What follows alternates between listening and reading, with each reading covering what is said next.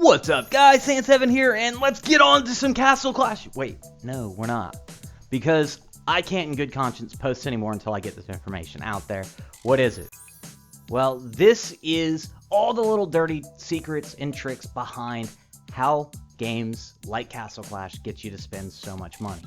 Now, you can see that they've already taken it down from the forum. That's why I posted it on Castle Clash, and that's why I'm forced to make a video to get it out there and let you guys know. Now, you can see this is a lot of information. It's not all going to be in one video. A lot of what I'm going to say is going to sound a little nuts unless you actually pay attention to the foundation and facts behind it. I want to start with a quote from a game developer, E. McNeil. Some games are regularly accused of employing psychological tricks to exploit their players. Without specifics, this can end up sounding like a paranoid conspiracy theory. It's not. The tricks are simply the exploitation of common weaknesses such as cognitive bias. What is that? Well, guys, that's taking advantage of human weakness and knowing exactly how to do it. Creating an entire model around that concept. Now, this game, Sniper Shooter, it has some aspects that can be found in the coercive tactics that are used by free-to-play games, but in no way, shape, or form is it anywhere near to the level of CC. And the reason I'm making this video is because when I researched the tactics, every single one of them is used by Castle Clash, and every one of IGG's games. They are all anti-games, aka money games. Now, they start off as skill games, strategy games, or at least the perception is there.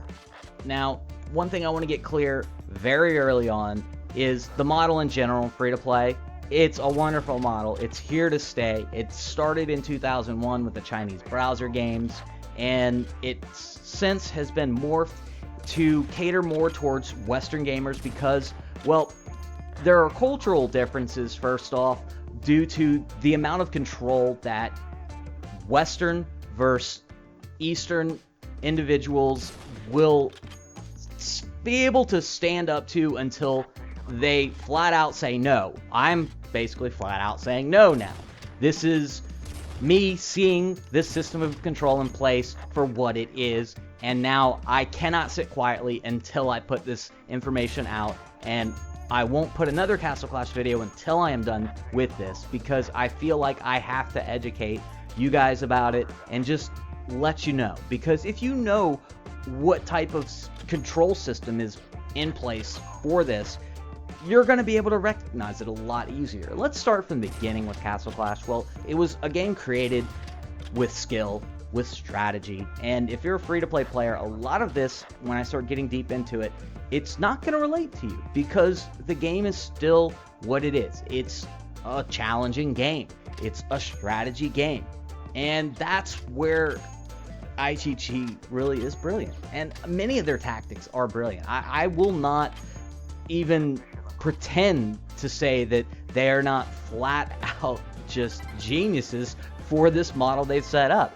From the slow just onset of the system, where each update just very, very slowly and subtly leads you deeper and deeper in.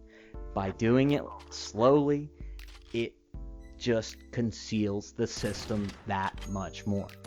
Now, little things that are very easy to see are things such as, and all games use these, premium currencies. It puts one layer of buffer between actual cash value and the value of the in-game currency, which Castle Clash, that's of course gems.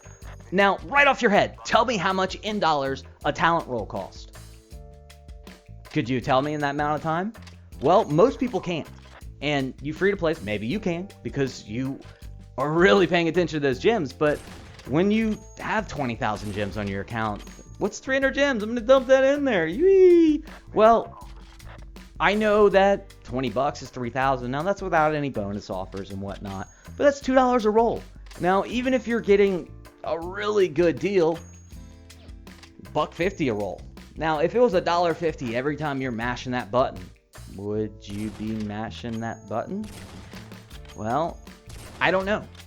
But that in itself is not unethical, and that's part of this model that is always going to be here, and it's something that I have no problem with. Now, some of the stuff that is a little more devious would be involving the random ratio, basically variable reward system. What do I mean?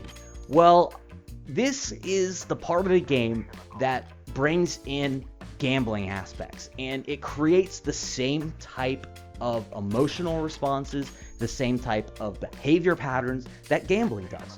It's by creating a talent roll, a hero roll, that you don't know if you're going to get that reward. It is random. Now, how random is it? Well, the perception of randomness is there. However, do they use the players' inputs? Basically, these types of players, well, they're going to be spending this much money and they'll continue to roll. Well, we can just go ahead and up, the chance, or lower the chances of them actually getting that talent or that hero, and we'll get more money out of them. Do they do that? I have no idea. I can't prove that either way, but it would not surprise me. And honestly, it would surprise me if they didn't do it. Now, that is a tactic that is under debate whether it should be allowed to be used, because the results are exponentially greater than any other type of behavioral control setup, such as a normal timed reward system, which that's your daily rewards. Now, these free-to-play games, they have to be made in a way that appeals to the masses, because you have to have a large player group. All the free-to-plays, you have to have that. Without that, a game dies. And the number of games that are released versus the number of games that make it, it's a huge disparity. Very few games make it, while just tons of games fail. They fail because of a number of design flaws. A lot of times it's all about the pay-to-play players, or if they happen to make a game that, the free-to-play players are mocking those that spend money. Now, moving from there, when it comes to how much a game should be getting out of their players, how they get it out of them, well, that's another debate, but I think that it's more the hidden system of control that's implemented in CC involving the ante system, and it's purely an ante game, which means a money game. It comes down to how much you spend. Also, the brilliant but extremely devious, unethical tactic of a reward removal system, which that means these games are based around leaderboards, guys, and when you're a pay-to-play player, you are moving on the leaderboard, such as I was doing in the arena. However, an update comes out, and your ante is due.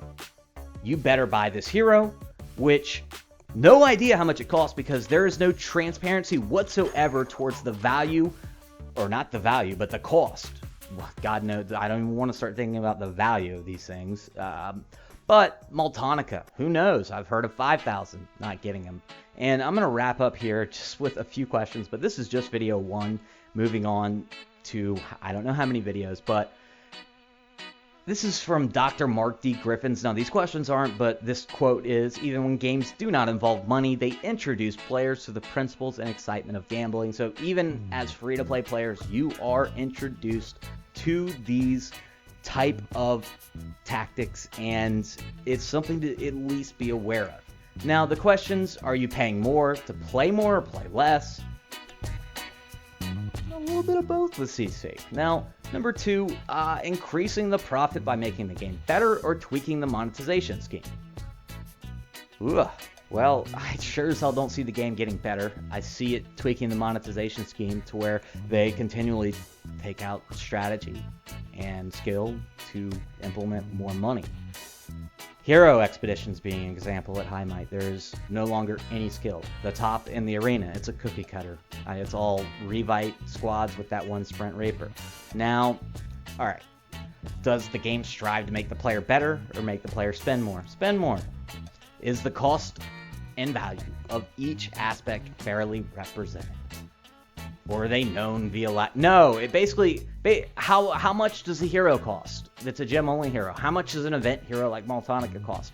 That is absolutely hidden. IGG does not want you to know that, because if you did, you wouldn't even be considering buying it.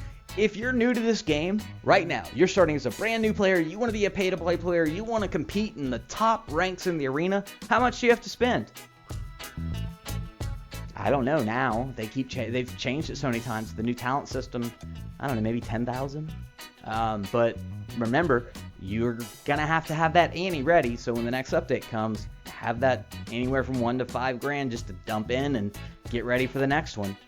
So with that being said, number 6, after basically after you played the game, when you're done with it, looking back a couple years from now, is it gonna be something yeah, I love that game, that was awesome, or I can't believe I wasted that much money on it, or something in between? For me, it's a little different. I have built a YouTube channel, a source of income, a job, or at least the start of hopefully a career somewhere in gaming, and that's a whole different world for me. But I would love to hear from all you guys on all these questions, and I will be putting them not only in the description but in the comments so you can respond to them and have your own answers. I do want to see them. That's why I initially created this entire article and thread, or whatever you want to call it, because I wanted to see the responses, but it was censored from IGG itself. So here's the video. Now, the last thing, does IGG work to make sure the experience with the game is mutually beneficial? No. That's why I'm posting this. Alright guys, next one soon. 10-7 out.